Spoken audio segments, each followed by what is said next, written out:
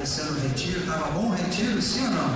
De comunhão, tempo da gente conhecer melhor os irmãos, de fortalecer os vínculos de amizade. E eu estava comentando ali com os pastores que esteio consegue uma coisa que é raro hoje, pelo menos nas igrejas que eu conheço aqui da Brasa. Consegue fazer um retiro para a família. Vai o pessoal já de mais idade, vai homem, vai mulher, vai jovem, vai criança, vai adolescente, todo mundo junto no mesmo ambiente, né? Então tem alternativa para o pessoal que quer dormir de tarde, quer ficar deitado na rede, né, irmão Antônio? Ficar deitado na rede, lendo a Bíblia, tranquilo. Até os outros que querem mergulhar na lama, né, Sônia? Cadê a sua ouça? Tá quieta? Mergulhar na lama, jogar vôlei, tomar banho de lago. Tomaram banho de lago afinal? No último dia tomaram, né? Então isso é muito legal. Tem criança, tem casais, tem jovens. Isso foi muito bom para nós. E domingo à noite é a ceia, né? Domingo é a ceia. Então, olhe para a pessoa que está do seu lado e diga para ela assim: nem penses em faltar. Nem passa pela tua cabeça tamanha judiaria por faltar algo de ceia, viu? Nem pense. Se pensou, amarra isso aí, manda para o abismo, tá bom? Que é o culto de ceia, e sábado é o culto dos jovens, né? Tá, vamos ver. Sábado, então, às 20 horas, o culto do jovem, e sexta, 19 horas, culto de oração aqui. Tá bem? Amém. Vamos para Filipenses de novo? Então abra lá em Filipenses. Hoje nós entramos no capítulo 2, né?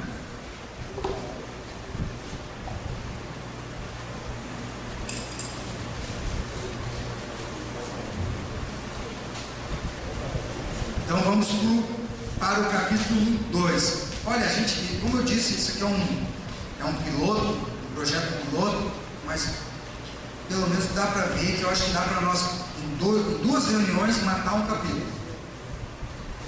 Depois, no final, os capítulos, o último pelo menos é mais simples. Mas por enquanto, hoje a gente fala metade do capítulo 2. Então abra lá, Filipenses 2. Se há, pois, alguma exortação em Cristo, alguma consolação de amor, alguma comunhão do Espírito, se há entranhados afetos e misericórdias, completai a minha alegria. Você vê de novo Paulo falando naquele valor que eu já falei para vocês desde o início: alegria e amor. Então novamente ele cita: completai a minha alegria. Já estou alegre no Senhor, estou alegre com o que Deus tem feito, mas ela pode ser mais completa.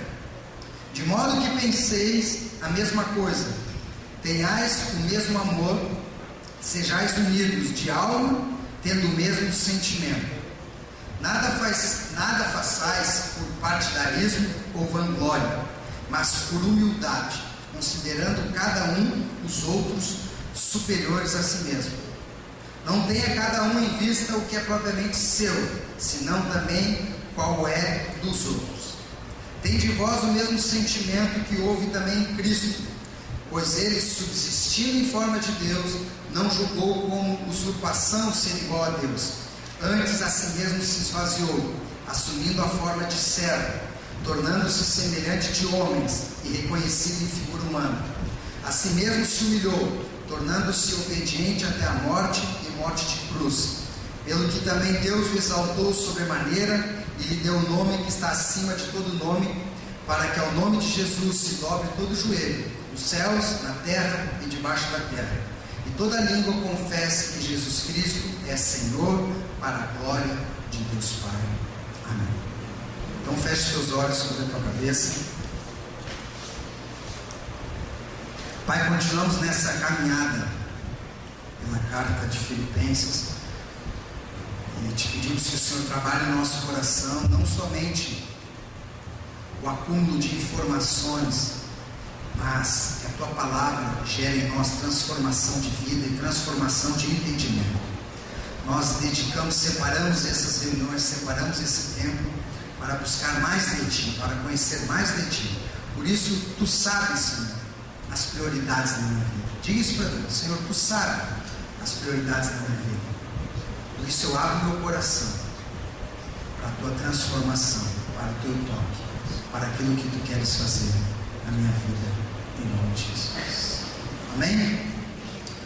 2 reuniões atrás falamos um pouco da estrutura da igreja de Filipos, um pouco da história da igreja de Filipos, e falamos sobre o amor, que o poder de Deus se aperfeiçoa através da nossa fraqueza. O amor de Deus se aperfeiçoa em nós através do conhecimento.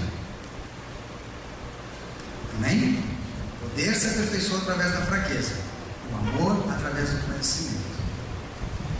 E falamos que para que o amor fosse aperfeiçoado, nós faltávamos alguns conhecimentos: conhecer quem nós somos, conhecer quem nós amamos e conhecer o amor, a natureza do amor.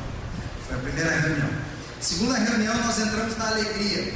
Paulo, usando o exemplo dele, falando das circunstâncias adversas que ele estava enfrentando, estava preso, estava passando dificuldade financeira, estava sozinho, estava com incerteza quanto ao futuro. Mesmo assim ele conseguia se alegrar, porque ele via as coisas não mais pela ótica da circunstância, mas pelo olhar que Deus dava sobre a vida dele. E ele via que as dificuldades dele fez com que o Evangelho fosse pregado, que o Evangelho fosse mais divulgado e desse mais impulso naqueles que, pelo exemplo de Paulo, pregavam. Depois que ele fala isso, ele toma a igreja de Filipenses assim: vocês também têm que ser assim. Vocês estão passando dificuldade, estão passando luta, vocês têm dificuldade, pois agora vocês têm que aprender a ser alegre, não por causa das circunstâncias, mas apesar das circunstâncias. Amém? Até aí nós chegamos. Agora no capítulo 2 parece que ele se direciona para a igreja.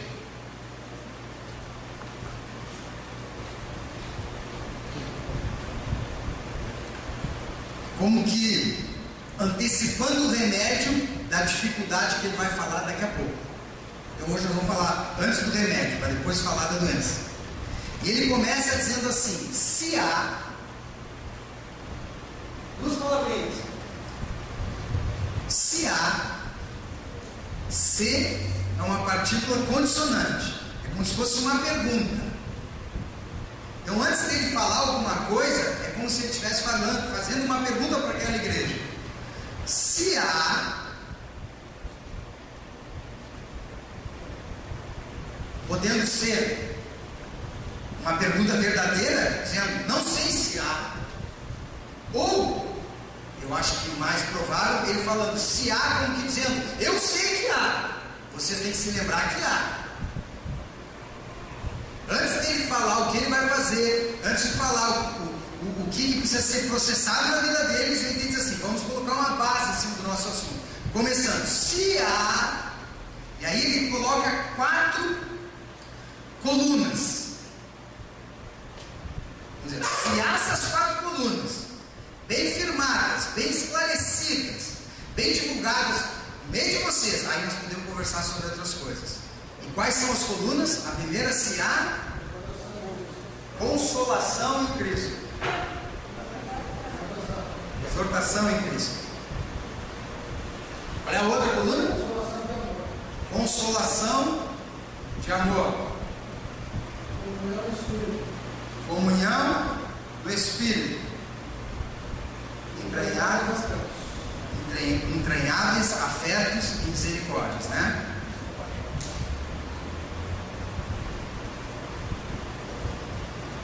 4. 1, 2, 3, 4. Ele está dizendo: se há essas 4 colunas na igreja e na vida de vocês, aí nós podemos falar de coisas mais profundas. Então ele primeiro fala: se há exortação de Cristo. Sabe qual é a palavra utilizada ali que foi traduzida como exortação? Quem já conhece um pouco a Bíblia vai logo já fazer o link. Exortação ali é paraclesis. lembra? Paracleto. Quem é o Paracleto? Espírito. Não vos deixarei órfão, mandarei outro Paracleto. Ali, quando é consolador, é Paracleto. Ele está falando da figura do Espírito Santo. E interessante que aqui a gente vê novamente uma menção da Trindade, porque aqui ele fala que o Paracleto é Cristo. Então ele está dizendo, tem que ter um agir de Cristo no meio de vocês. E ele fala Paracleses, que ali é traduzido por exortação. Mas quando foi escrito lá Paracleto, foi traduzido por consolação. Então tu vê, é uma exortação, não simplesmente apontar e dizer assim, o que a gente pensa por exortação?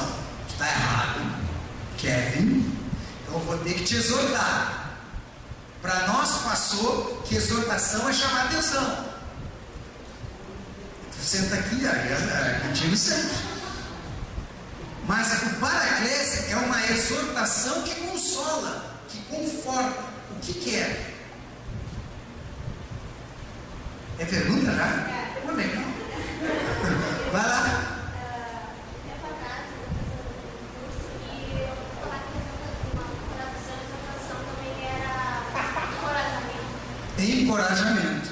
Encorajamento, consolação, exortação, tudo isso se resume em expressões de uma mesma coisa, que é condução de Deus na igreja. Ela exorta, mostrando que está errado, mas também encoraja a fazer o certo e consola as nossas fraquezas.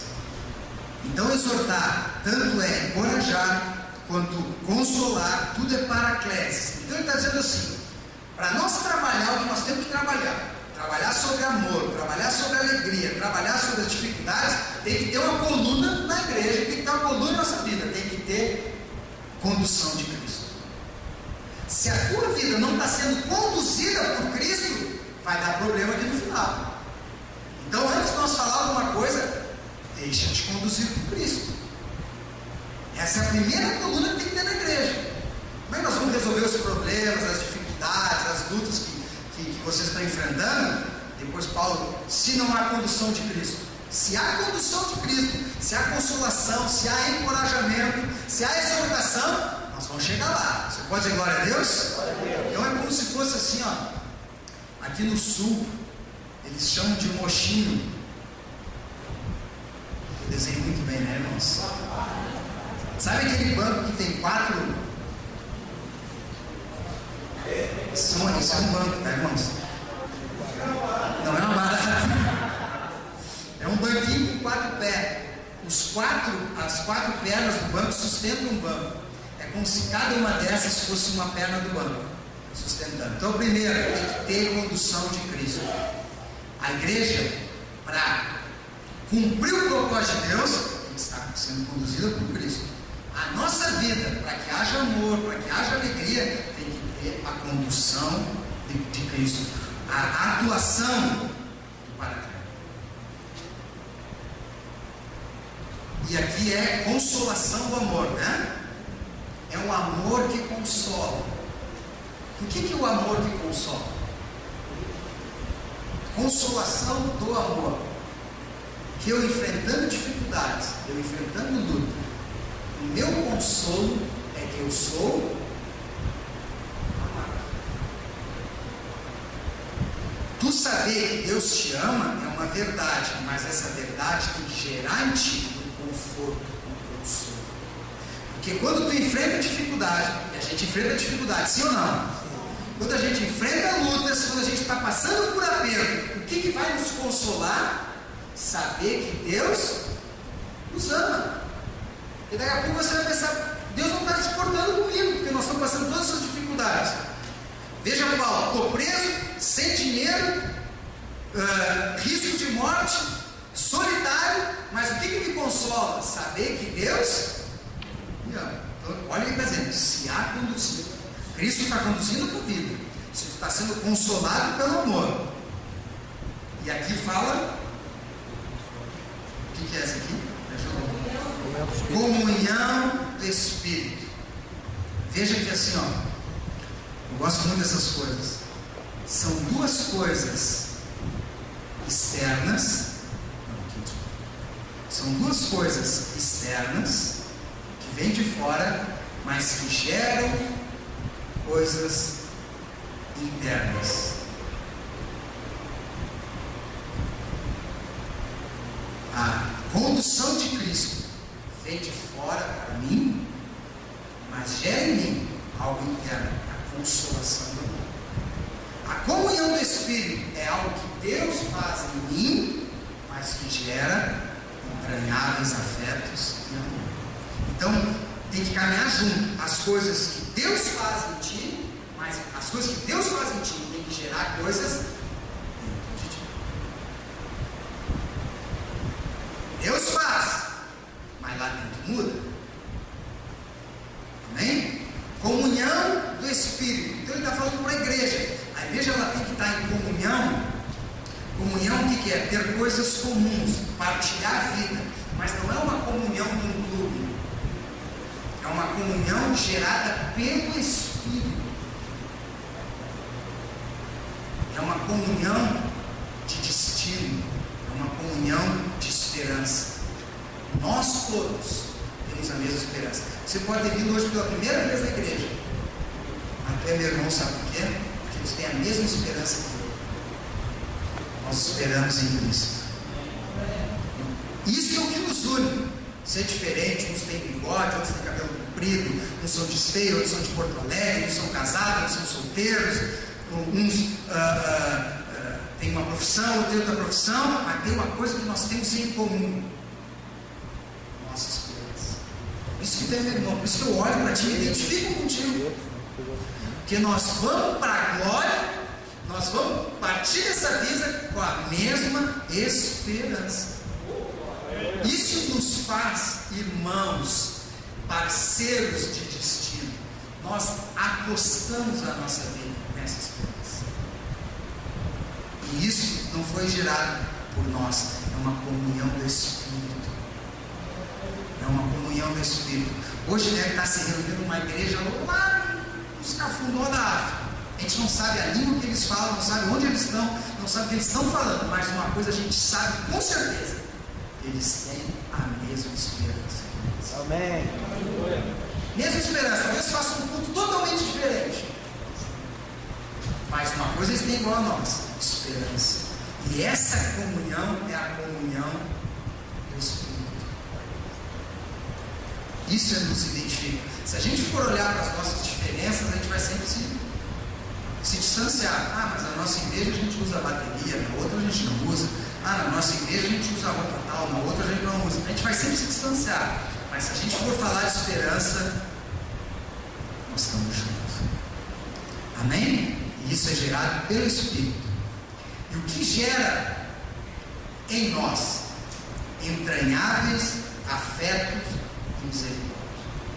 Ó, presta atenção, isso aí está aqui em Filipenses, mas serve para toda a Bíblia. O homem bíblico é diferente de nós. Como é que é o homem hoje atual? A gente pensa com a mente e sente com o coração.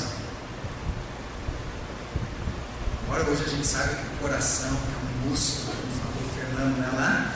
Mas a gente fala assim. Quando a gente está falando de pensamento, a gente está falando de mente. A gente diz assim: estou com umas coisas na minha cabeça. Quando a gente está falando isso, a gente está falando de pensamento, de ideias. Não é verdade? Então a gente sempre pensa que o centro dos nossos pensamentos é a nossa mente, a nossa cabeça. Quando a gente diz assim: aquele cara é bom, aquele cara não tem a cabeça muito boa, não pensa direito, não é? Agora, quando a gente fala de sentimento, a gente fala de coração. Se eu disser assim, ó, o Samuel é meu amigo, ó, de coração, não é nada de mente, de pensamento, é de sentimento. Quando a gente está triste, a gente fala assim: olha, meu coração está apertado. Quando ele falou aquilo, doeu o meu coração. Não é? Coração é o centro das nossas emoções. Ah, eu ainda estou com o meu coração muito ferido. Não é? e a mente o centro dos nossos pensamentos. O homem bíblico é diferente. Ele usava outra metáfora, que é 15 centímetros para baixo. O homem bíblico pensa no coração, 15 centímetros para baixo, e sente com as entranhas.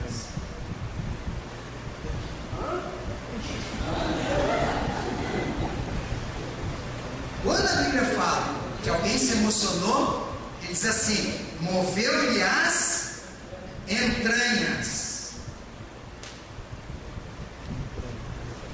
E quando a Bíblia diz assim, o coração do homem é enganoso, ela não está se referindo essencialmente aos sentimentos, mas sim aos pensamentos. O que nos engana é a nossa maneira de pensar. Então, quando a Bíblia diz que Deus vai mudar o nosso coração de pedra e nos dar um coração de carne, ela não está dizendo que Deus só vai mudar os nossos sentimentos. Ela diz que Deus vai mudar os nosso entendimento. Por isso, assim, escreverei os meus mandamentos no vosso coração. E tu sabes os mandamentos de Deus com o teu sentimento ou com o teu pensamento?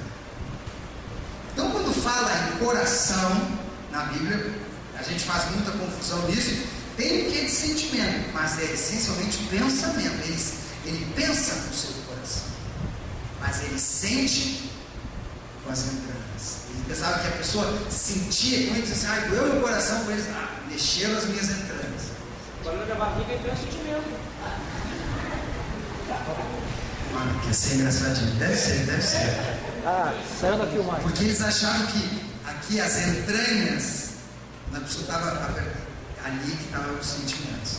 Então tu vê o que Paulo fala aqui: entranháveis afetos e misericórdia. É como se os afetos, a afetividade e a misericórdia tivesse sido impregnada em nós, no mais íntimo do nosso ser.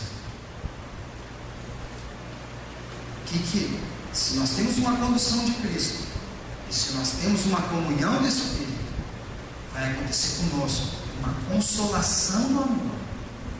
E no nosso íntimo nós vamos ter afetos e misericórdia.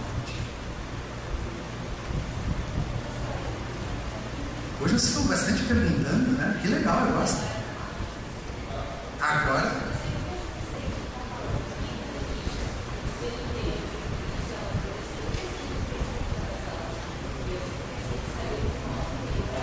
o vento, né? E sabe que o fluir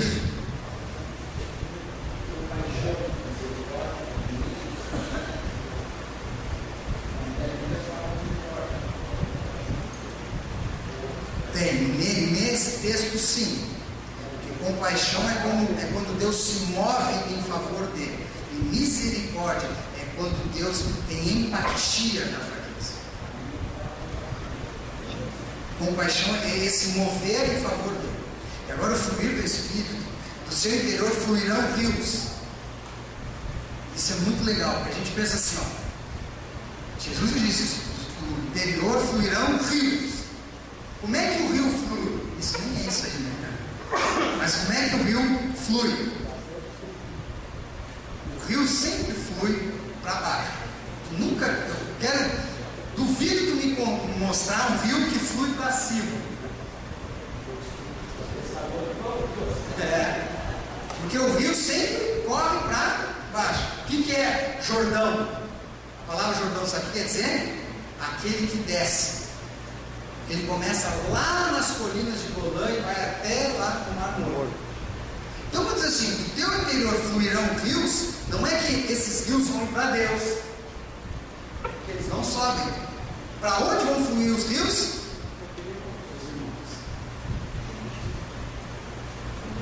Então, tu te enche de Deus e se derrama nos irmãos. Amém? Te enche de Deus e flui nos irmãos. Então, voltando aqui, as 4 colunas duas coisas que vêm de fora, mas acontecem em nós e geram dentro de nós consolação do amor e entranháveis afetos e misericórdias. Amém? Sobre entranhas, coração, cérebro, tudo isso são metáforas. Não quer dizer que acontece nas entranhas mesmo, né? Porque se acontecesse nas entranhas, se acontecesse no cérebro, se acontecesse no coração, morreu o corpo, parava de acontecer. Se a minha mente está presa no meu cérebro, quando não tem cérebro, não tem mente. Então isso são metáforas. Bem, isso são metáforas. Nós cremos num espírito que vai além do corpo, que junto com o corpo forma uma unidade, mas não está preso no corpo. Até aqui tudo bem? Legal vocês fazerem pergunta, pode fazer, viu? Então ele continua: completai a minha alegria de modo que penseis. Por isso que eu pedi para pegar hoje o quadro. Tem umas palavrinhas aqui muito legais, e essas palavras, o Fernando disse para mim que eu falo e as pessoas querem anotar, e daqui a pouco não conseguem anotar, e elas são importantes para a gente definir o sentido. Penseis aí,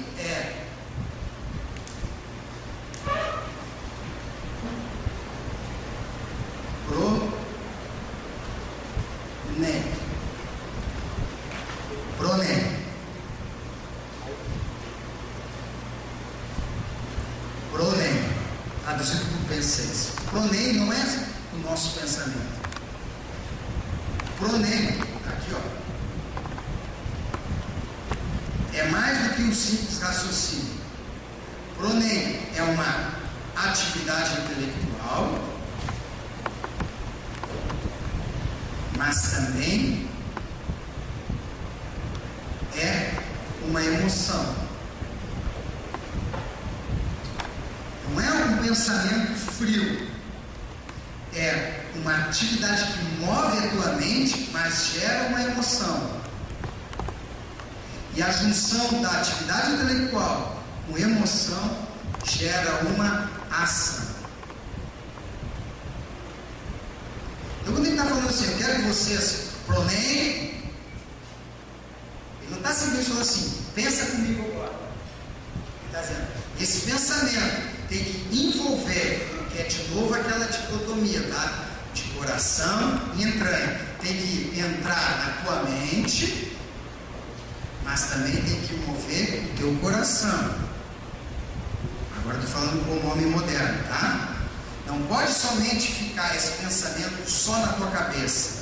Esse pensamento também tem que entrar no teu coração e gerar uma emoção. Porque quando pensamento encontra emoção, aí sim é que você tem uma ação.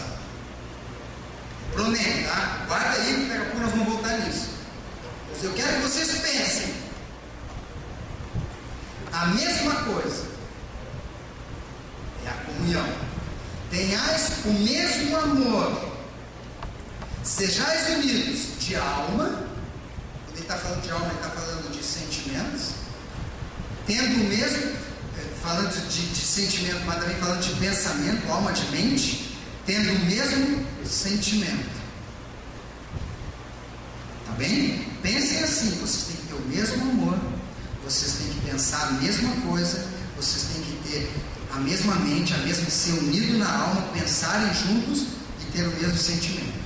Nada façais por partidarismo ou vanglória. Isso eu vou antecipar, já a gente vai falar daqui nos outros estudos. Um dos problemas que estava tendo lá em Filipenses era partidarismo. Era divisão. Tomar partido para um lado e para o outro. Então, Paulo pregou uma coisa, quando ele saiu, vieram lá pregando uma outra coisa. E o que aconteceu? Uns tomaram partido por Paulo e outros tomaram partido por aqueles que vieram depois de Paulo. Então ele está falando tudo sobre isso, sobre pensamento, sobre essas colunas, dizendo assim, se nós estivermos firmados nessa coluna, unção de Cristo, consolação do amor, comunhão do Espírito, entranháveis afetos e misericórdia, não vai ter espaço para partidarismo. Porque partidarismo gera vanglória. O que é vanglória? Boa, já antecipou onde nós vamos chegar. Mas vanglória é uma glória vã. E quando é que uma glória é vã?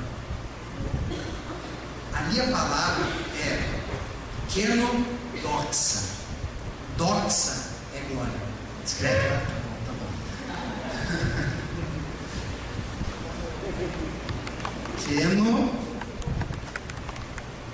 Kenodoxia. Tá? E doxa é glória, mas não é qualquer glória, é a glória de Cristo. É por isso que quando a Bíblia fala que Deus glorificou o Filho, isso tem toda uma área da teologia chamada de doxologia, que é o estudo da glória, que é o estudo disso, da ressurreição, é o estudo de Jesus sendo assunto aos céus, é toda a parte da glória, da glorificação de Jesus. Então quando ele fala kenodoxa, para ele está dizendo assim, ó, não queira pegar a glória que é de Cristo e fazer com que essa glória seja para você. Então na igreja, a glória tem que ser de quem? De Deus, de Jesus, de Cristo. Então quando a gente quando começa partidarismo, é porque a gente já está tirando a glória de Deus e querendo dar a glória para os homens. Então ele diz isso começa assim, começa a tomar partido. Eu por ali, eu por aqui, por ali, eu por aqui. Vocês estão retirando a glória da igreja que era para ser dada só a ele e estão dando para os homens.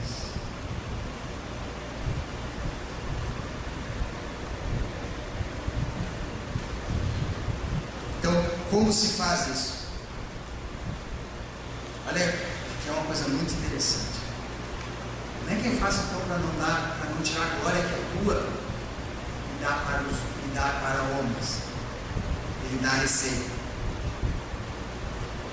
Mas por humildade, considerando cada um dos outros superiores a si mesmo. Então, sabe como é que eu glorifico a Deus? Quando eu considero o meu irmão superior a mim.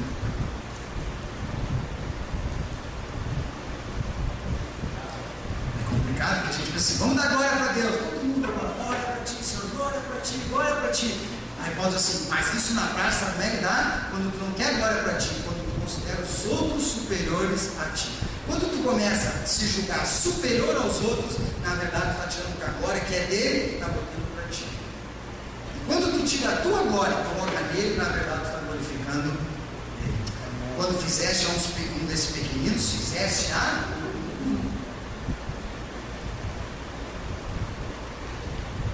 interessante ou não é interessante? Então, partidarismo, vanglória. Humildade, glória a ele.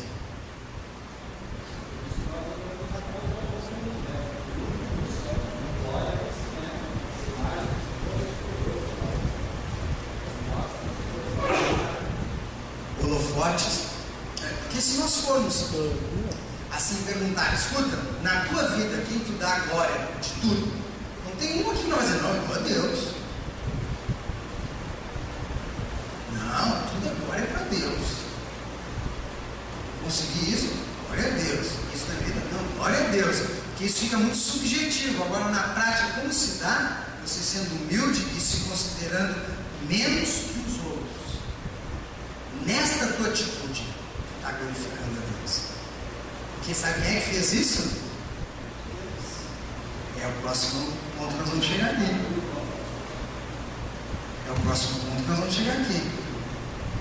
Quando ele fez isso, Deus o exaltou. Agora esse versículo 4. quando nós cumprir ele cabalmente, está na hora de nós morrer para a glória. Porque eu quero ver quem é que cumpre isso aqui. O Senhor tem misericórdia de mim. Diga-me, o Senhor tem misericórdia de mim. Não tenha cada um em vista o que é propriamente seu, senão cada qual o que é dos outros. Não tenha em primeiro lugar o teu interesse, mas tenha em primeiro lugar o interesse dos outros. Ai, agora a coisa ficou feia, né? A coisa ficou feia. Quem é que consegue ser assim? Quem é que é assim?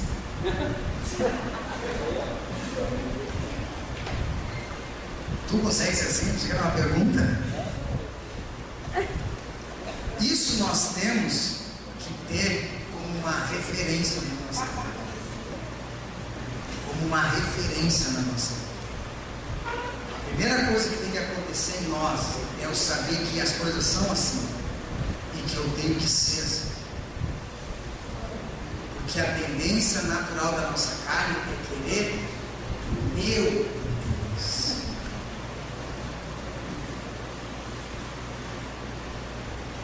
Da briga por dinheiro, porque antes eu estou procurando o meu Deus.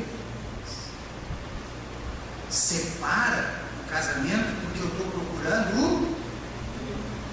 Jesus disse, Moisés permitiu dar carta de divórcio por causa da dureza dos nossos corações. Claro que dentro da igreja tem, não é, a gente não quer julgar quem já se divorciou, quem separou, porque é uma tristeza, é uma dificuldade, eu costumo dizer que é como se fosse uma mutilação, né, na vida da pessoa, é uma marca que fica. Mas na verdade, todos nós, talvez você nem se divorciou da sua esposa, mas se divorciou do filho. Você olha para ele e você busca o seu interesse. Você se divorciou do seu pai, divorciou do seu amigo, do seu irmão, que você está buscando o seu interesse. A gente diz assim, ó, eu tenho direito de ser feliz. Eu tenho direito.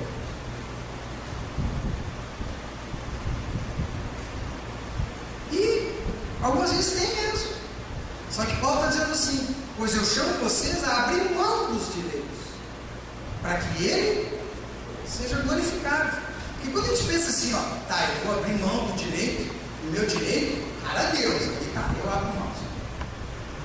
Né? Tá, tudo bem, se é para ti, Senhor, eu abro mão. Agora você diz assim, mas se é para o Samuel, não, por quê? Não é melhor que eu? Paulo está dizendo, quando eu abro mão do meu interesse para o interesse do Samuel, quem é que está sendo glorificado?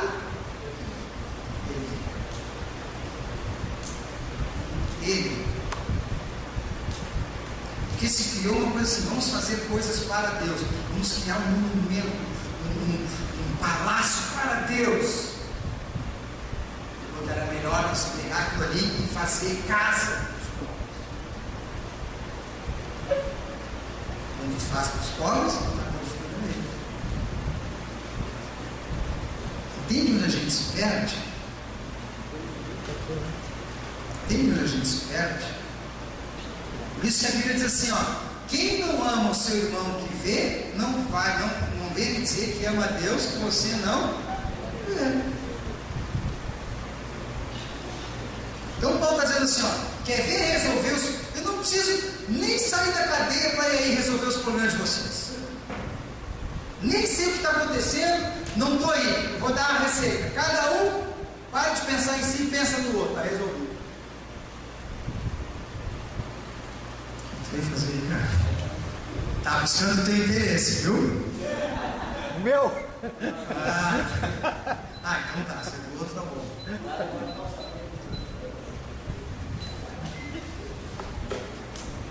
Desligou, Fernando.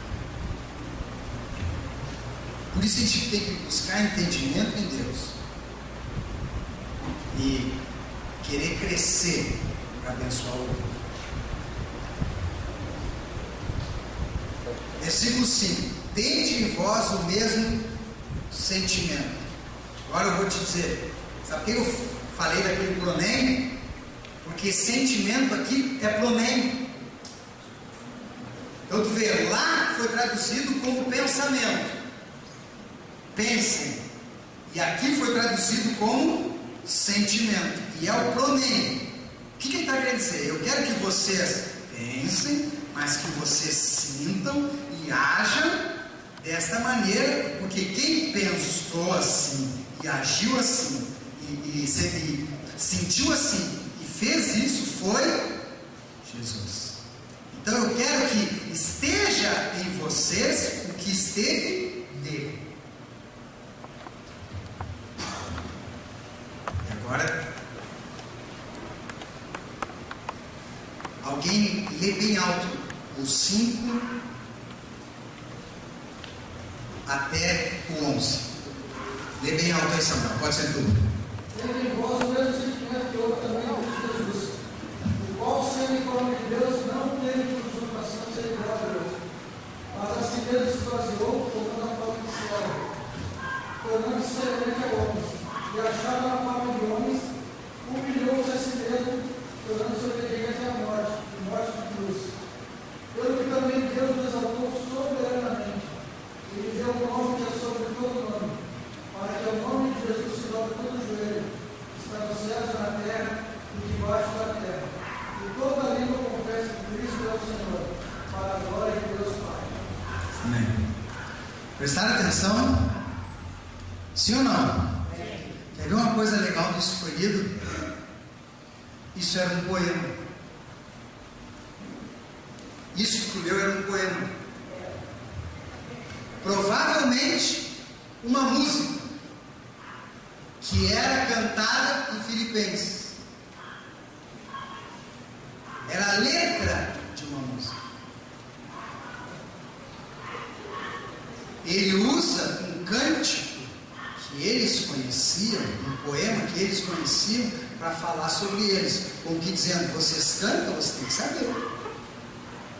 Esse é na teologia a gente chama de canto quenótico, que vem de quenoses.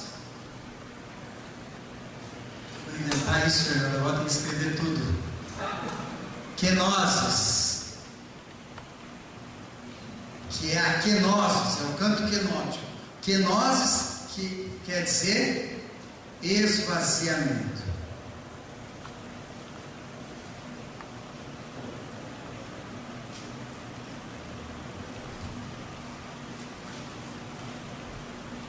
Vamos ver a métrica desse cântico na intenção. Começa de novo aí. Tende em vós. O mesmo sentimento que houve também em Cristo Jesus. Vai. O qual, sendo em nome de Deus, não teve por usurpação de ser igual a Deus, mas a si mesmo se esvaziou, tomando a forma de servo, tornando-se semelhante a homem. E achado na forma de homem, humilhou-se a si mesmo, tornando-se obediente à morte. E morte de Deus. Começa assim: subsistindo em forma de Deus.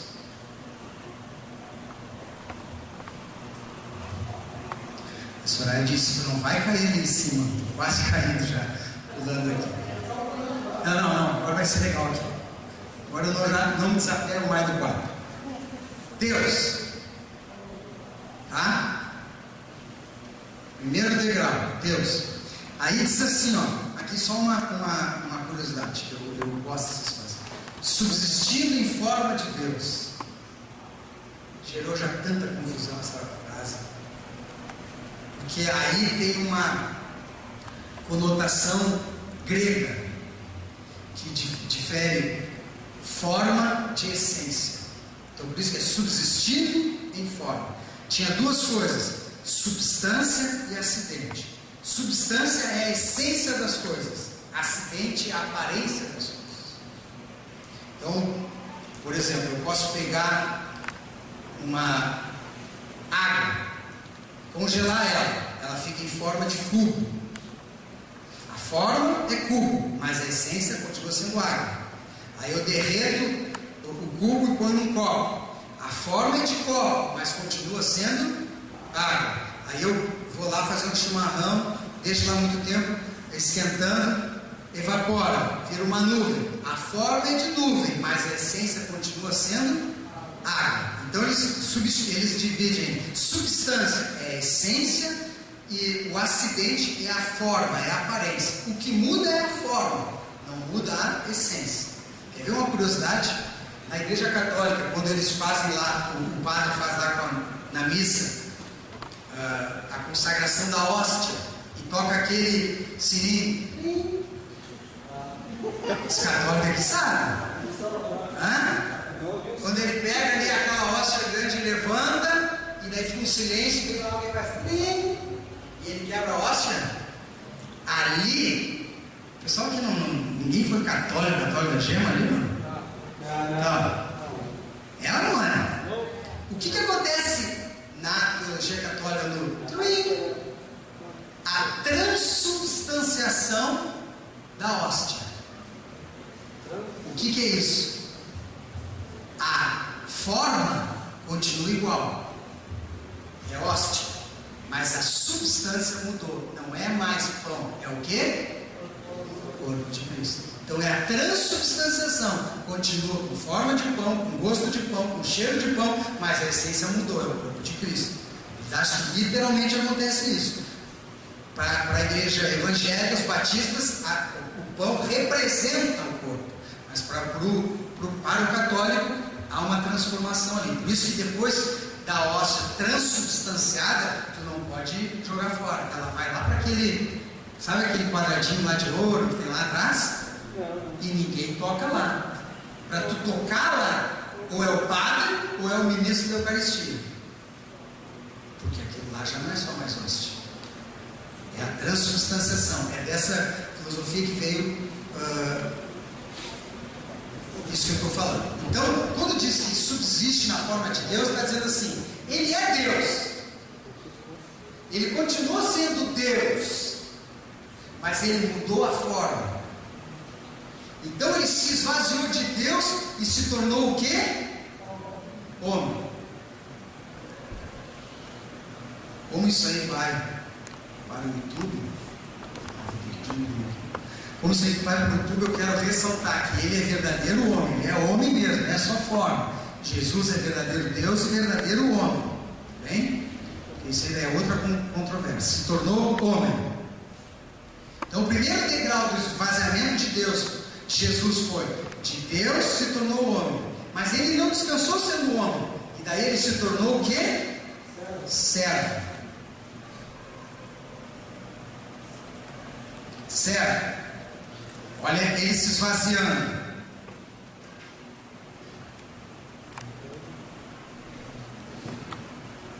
Se esvaziando. De Deus se tornou homem, já foi o primeiro passo do esvaziamento. De homem se tornou servo, e aqui servo é doulos. Em Filipenses começa assim, não olha, vamos ver, quem prestou atenção? Paulo e Timóteo, servos de Cristo, doulos. Eles se identificam com o que aconteceu com Cristo. Nós também agora somos doulos. Sim, servo e escravo, mesmo. Deus, homem, servo, mas não só se humilhou servo, que ele foi para o segundo passo, que ele morreu. Era de Deus, se esvazia, se torna homem, se esvazia, mesmo sendo homem, se torna servo, e mesmo servo se esvai e morre. Mas não é uma morte comum, ele morre como? Na cruz, que era um jeito de morrer para o judeu como sendo amaldiçoado, maldito que for morto lançado no madeiro. Era uma humilhação. Então o esvaziamento de Jesus em Deus foi isso. De Deus, sendo Deus, se tornou homem, sendo homem se tornou servo, sendo servo morreu, e por obediência morreu em morte de cruz.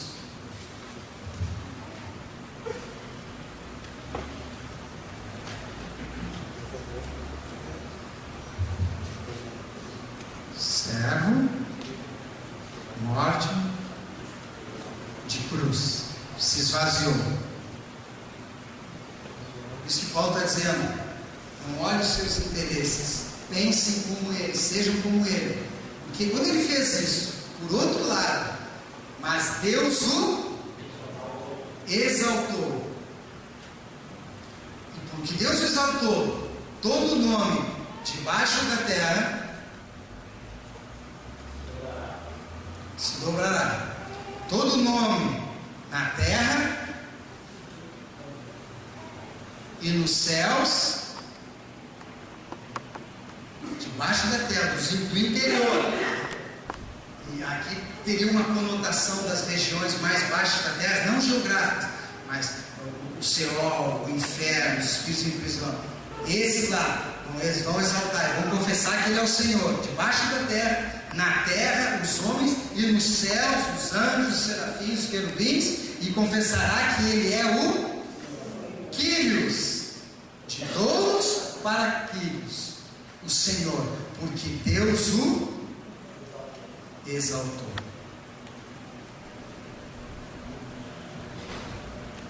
Na medida que Jesus, por obediência, se esvazia, quanto mais Ele se esvaziou, mais Deus o exaltou.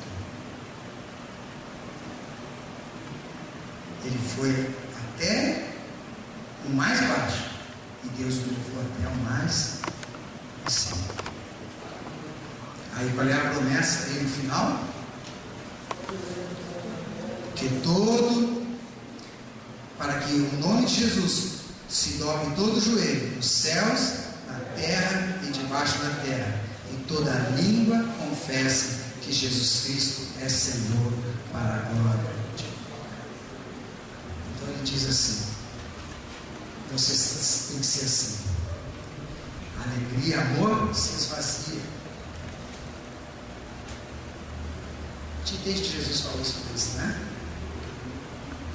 Vocês dizem que eu sou o Senhor, pois o que quiser ser maior, seja o menor. Amém? Vamos ficar de pé.